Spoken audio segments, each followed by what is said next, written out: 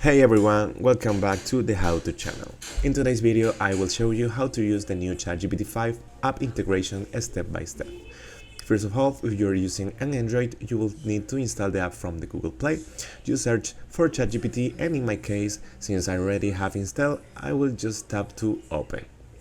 Now, what's come next might depend on how up to date your device is and which region you are in, because some integrations are not available everywhere yet, but don't worry, they will definitely roll out over the time.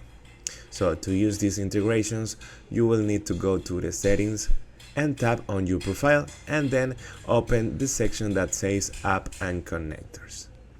In some countries, you will already see apps like Spotify, but here in Ecuador, for example, I only have Booking.com, Canva, Coursera, and Figma available. Still, the process is exactly the same for any of them. So let's use Canva as an example. Tap to connect, then choose continue to Canva and log in as usual. Once you grant the permissions, you are all set, the integration is active. Now we can try it out. For example, type Canva, give me some medical presentation topics, and ChatGPT5 will automatically open a new tab showing all the topics available in your Canva account. And that's it. That's how easily you can use ChatGPT5 integrations with your favorite apps.